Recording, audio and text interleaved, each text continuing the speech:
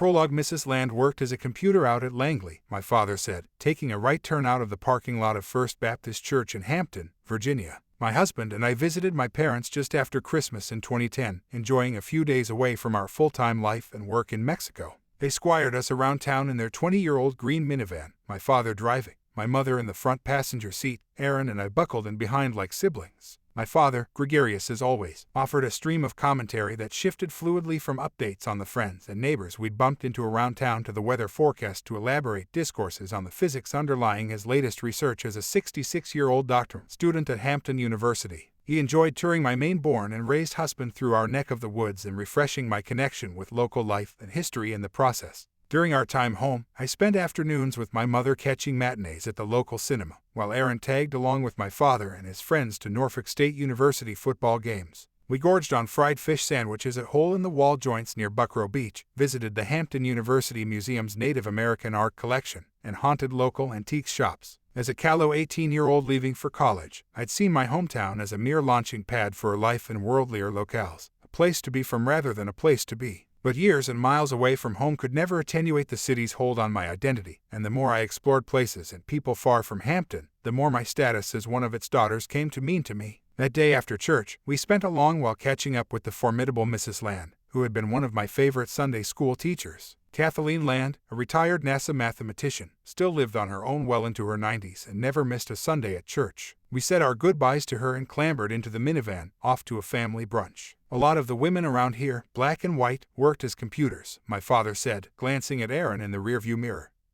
but addressing us both. Catherine Pedro, Ophelia Taylor, Sue Wilder, he said, ticking off a few more names. And Katherine Johnson, who calculated the launch windows for the first astronauts. The narrative triggered memories decades old of spending a much-treasured day off from school at my father's office at the National Aeronautics and Space Administration's Langley Research Center. I rode shotgun in our 1970s Pontiac, my brother, Ben, and sister Lauren in the back as our father drove the 20 minutes from our house, straight over the Virgil I. Grissom Bridge, down Mercury Boulevard, to the road that led to the NASA gate. Daddy flashed his badge, and we sailed through to a campus of perfectly straight parallel streets lined from one end to the other by unremarkable two-story red brick buildings. Only the giant hypersonic wind tunnel complex, a 100-foot ridged silver sphere presiding over 4 60-foot smooth silver globes, offered visual evidence of the remarkable work occurring on an otherwise ordinary-looking campus. Building 1236, my father's daily destination, contained a Byzantine complex of government-gray cubicles, perfumed with the grown-up smells of coffee and stale cigarette smoke.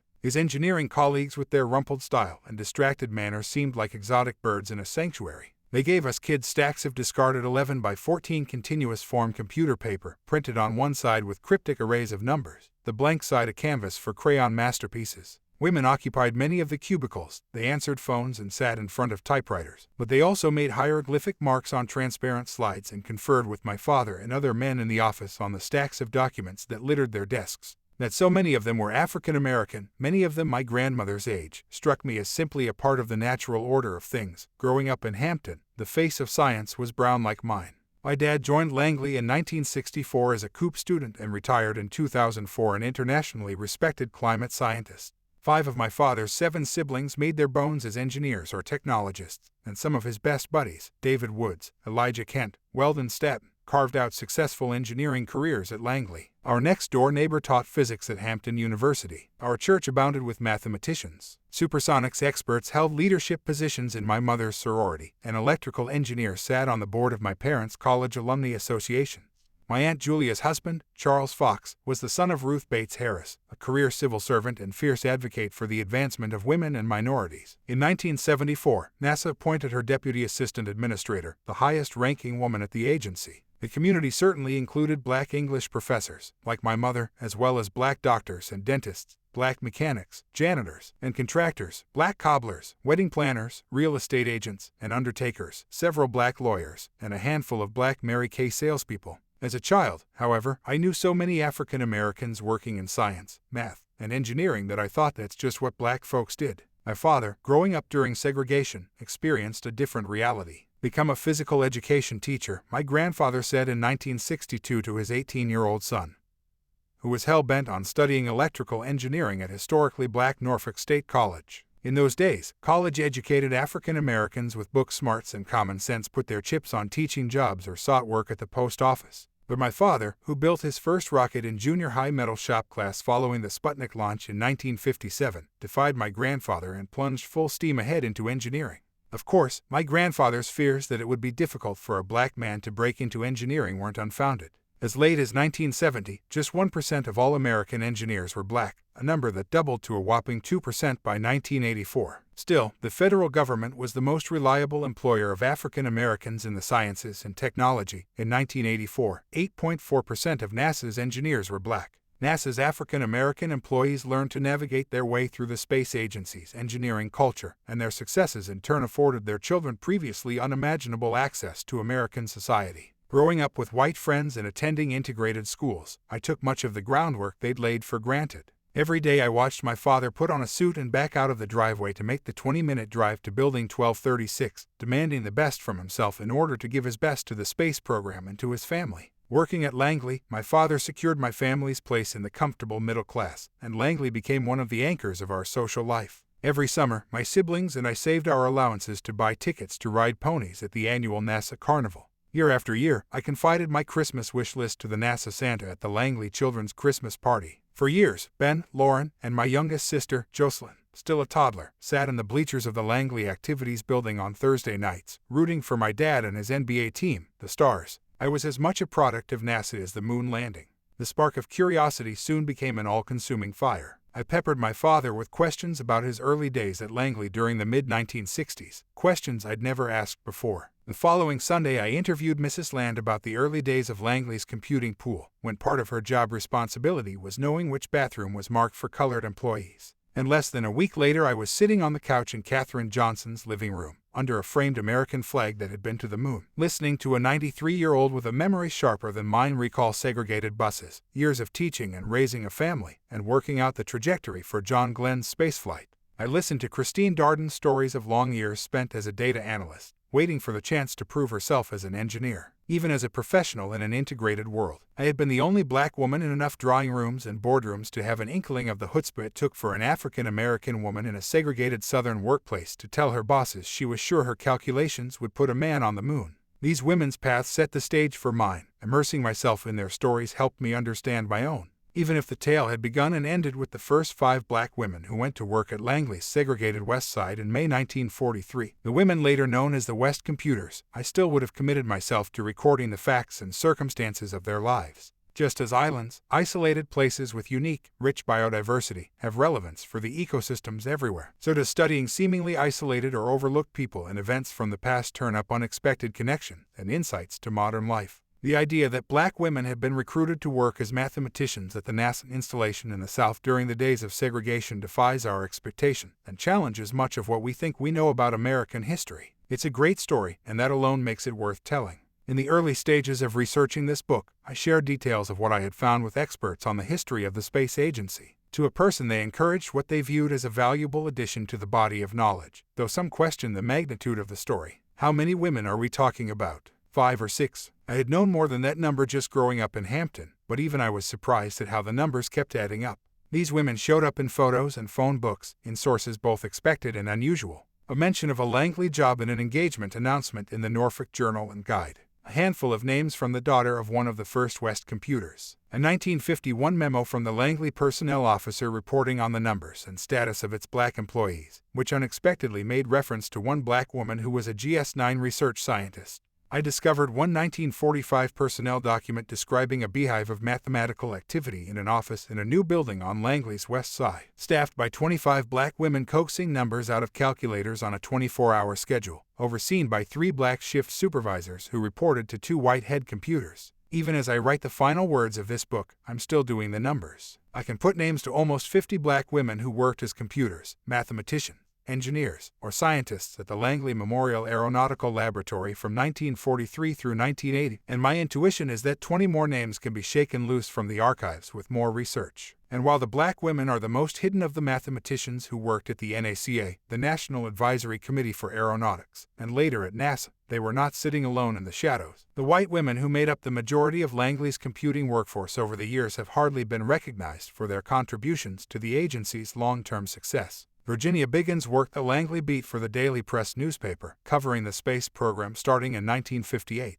Everyone said, "This is a scientist, this is an engineer," and it was always a man, she said in a 1990 panel on Langley's Human Computers. She never got to meet any of the women. "I just assumed they were all secretaries," she said. 5 white women joined Langley's first computing pool in 1935, and by 1946, 400 girls had already been trained as aeronautical foot soldiers. Historian Beverly Golomba, in a 1994 study, estimated that Langley had employed several hundred women as human computers. On the tail end of the research for Hidden Figures, I can now see how that number might top 1,000. To a first-time author with no background as a historian, the stakes involved in writing about a topic that was virtually absent from the history books felt high. I'm sensitive to the cognitive dissonance conjured by the phrase black female mathematicians at NASA from the beginning. I knew that I would have to apply the same kind of analytical reasoning to my research that these women applied to theirs. Because as exciting as it was to discover name after name, finding out who they were was just the first step.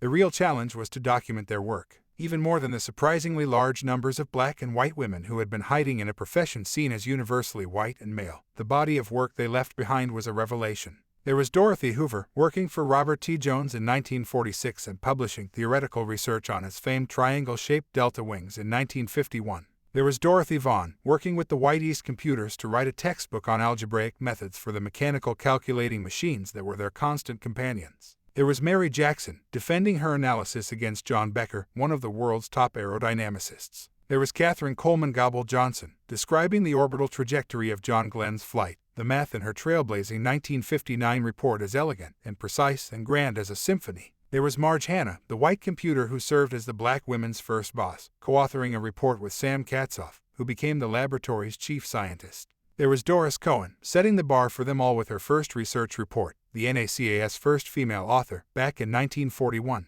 My investigation became more like an obsession. I would walk any trail if it meant finding a trace of one of the computers at its end. I was determined to prove their existence and their talent in a way that meant they would never again be lost to history. As the photos and memos and equations and family stories became real people, as the women became my companions and returned to youth or returned to life, I started to want something more for them than just putting them on the record. What I wanted was for them to have the grand, sweeping narrative that they deserved, the kind of American history that belongs to the Wright brothers and the astronauts, to Alexander Hamilton and Martin Luther King Jr., not told as a separate history, but as a part of the story we all know. Not at the margins, but at the very center, the protagonists of the drama. And not just because they are black, or because they are women, but because they are part of the American epic. Today, my hometown, the hamlet that in 1962 dubbed itself Spacetown, USA, looks like any suburban city in a modern and hyper-connected America. People of all races and nationalities mingle on Hampton's beaches and in its bus station.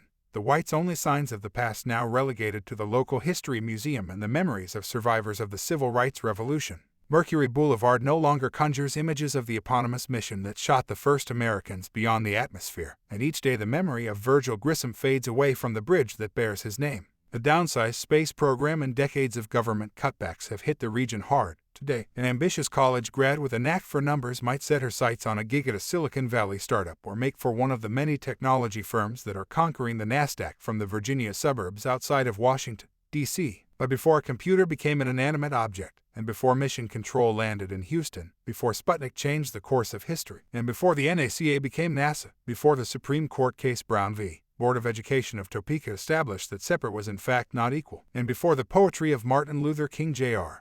I Have a Dream speech rang out over the steps of the Lincoln Memorial, Langley's West computers were helping America dominate aeronautics, space research, and computer technology, carving out a place for themselves as female mathematicians who were also black mathematicians who were also female. For a group of bright and ambitious African American women, diligently prepared for a mathematical career and eager for a crack at the big leagues, Hampton, Virginia, must have felt like the center of the universe. Chapter 1. A door opens. Melvin Butler, the personnel officer at the Langley Memorial Aeronautical Laboratory, had a problem, the scope and nature of which was made plain in a May 1943 telegram to the Civil Service's Chief of Field Operations. This establishment has urgent need for approximately 100 junior physicists and mathematicians, 100 assistant computers, 75 minor laboratory apprentices, 125 helper trainees, 50 stenographers and typists, exclaimed the missive. Every morning at 7 a.m., the bow-tied butler and his staff sprang to life, dispatching the lab station wagon to the local rail depot, the bus station, and the ferry terminal to collect the men and women, so many women now, each day more women, who had made their way to the lonely finger of land on the Virginia coast. The shuttle conveyed the recruits to the door of the laboratory's service building on the campus of Langley Field. Upstairs, Butler's staff whisked them through the first-day stations, forms, photos, and the oath of office. I will support and defend the Constitution of the United States against all enemies, foreign and domestic. So help me God. Thus installed, the newly minted civil servants fanned out to take their places in one of the research facilities' expanding inventory of buildings, each already as full as a pod ripe with peas. No sooner had Sherwood Butler, the laboratory's head of procurement, set the final brick on a new building than his brother, Melvin, set about filling it with new employees. Closets and hallways, stockrooms and workshops stood in his makeshift offices. Someone came up with the bright idea of putting 2 desks head-to-head and jury-rigged the new piece of furniture with a jump seat in order to squeeze 3 workers into space designed for 2. In the 4 years since Hitler's troops overran Poland, since American interests and the European war converged in an all-consuming conflict, the laboratory's complement of 500-odd employees at the close of the decade was on its way to 1,500. Yet the great groaning war machine swallowed them whole and remained hungry for more. The offices of the administration building looked out upon the crescent-shaped airfield. Only the flow of civilian-clothed people heading to the laboratory, the oldest outpost of the National Advisory Committee for Aeronautics, distinguished the low brick buildings belonging to that agency from identical ones used by the U.S. Army Air Corps. The 2 installations had grown up together, the air base devoted to the development of America's military air power capability, the laboratory a civilian agency charged with advancing the scientific understanding of aeronautics and disseminating its findings to the military and private industry. Since the beginning, the Army had allowed the laboratory to operate on the campus of the airfield. The close relationship with the Army flyers served as a constant reminder to the engineers that every experiment they conducted had real-world implications. The double hangar, 2 110-feet-long buildings standing side by side, had been covered in camouflage paint in 1942 to deceive enemy eyes in search of targets, its shady and cavernous interior sheltering the machines and their minders from the elements. Men in canvas jumpsuits, often in groups, moved in trucks and jeeps from plane to plane, stopping to hover at this one or that like pollinating insects, checking them, filling them with gas, replacing parts, examining them, becoming one with them and taking off for the heavens. The music of airplane engines and propellers cycling through the various movements of takeoff, flight, and landing played from before sunrise until dusk. Each machine sounds as unique to its minders as a baby's cry to its mother. Beneath the tenor notes of the engines played the bass roar of the laboratory's wind tunnels, turning their on-demand hurricanes onto the planes, plane parts, model planes, full-sized planes. Just 2 years prior, with the storm clouds gathering, President Roosevelt challenged the nation to ramp up its production of airplanes to 50,000 per year. It seemed an impossible task for an industry that as recently as 1938 had only provided the Army Air Corps with 90 planes a month.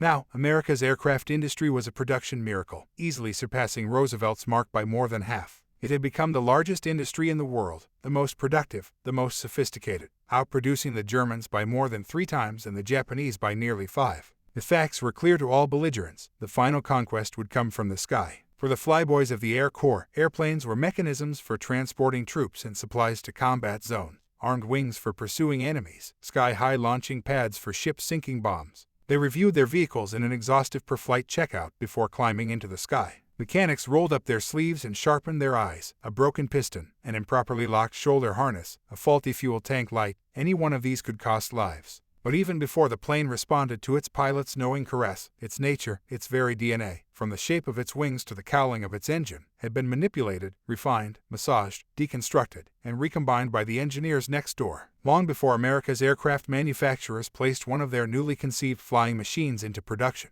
they sent a working prototype to the Langley laboratory so that the design could be tested and improved. Nearly every high-performance aircraft model the United States produced made its way to the lab for drag cleanup. The engineers parked the planes in the wind tunnels, making note of air-disturbing surfaces, bloated fuselages, uneven wing geometries. As prudent and thorough as old family doctors, they examined every aspect of the air flowing over the plane, making careful note of the vital signs. NACA test pilots, sometimes with an engineer riding shotgun, took the plane for a flight. Did it roll unexpectedly? Did it stall? Was it hard to maneuver, resisting the pilot like a shopping cart with a bad wheel? The engineers subjected the airplanes to tests, capturing and analyzing the numbers, recommending improvements, some slight, others significant.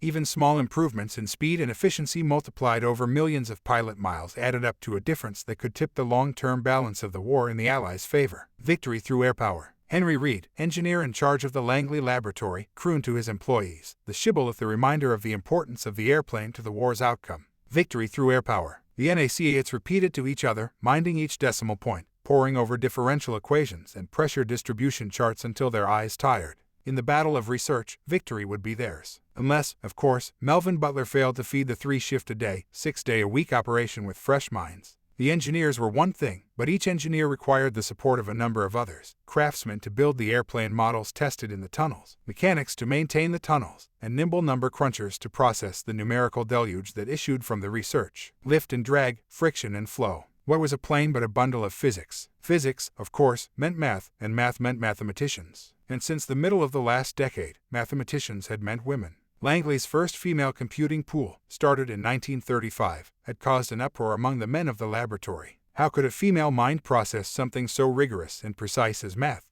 The very idea, investing $500 on a calculating machine so it could be used by a girl. But the girls had been good, very good, better at computing, in fact, than many of the engineers, the men themselves grudgingly admitted. With only a handful of girls winning the title mathematician, a professional designation that put them on equal footing with entry-level male employees. The fact that most computers were designated as lower-paid sub-professionals provided a boost to the laboratory's bottom line. But in 1943, the girls were harder to come by. Virginia Tucker, Langley's head computer, ran laps up and down the East Coast searching for co-eds with even a modicum of analytical or mechanical skill, hoping for matriculating college students to fill the hundreds of open positions for computers, scientific aides, model makers, laboratory assistants, and yes, even mathematicians. She conscripted what seemed like entire classes of math graduates from her North Carolina alma mater, the Greensboro College for Women, and hunted at Virginia schools like Sweetbriar in Lynchburg and the State Teachers College in Farmville. Melvin Butler leaned on the U.S. Civil Service Commission and the War Manpower Commission as hard as he could so that the laboratory might get top priority on the limited pool of qualified applicants. He penned ads for the local newspaper, the Daily Press: reduce your household duties. Women who are not afraid to roll up their sleeves and do jobs previously filled by men should call the Langley Memorial Aeronautical Laboratory, read one notice. Fervent pleas from the personnel department were published in the employee newsletter Air Scoop. Are there members of your family or others you know who would like to play a part in gaining supremacy of the air?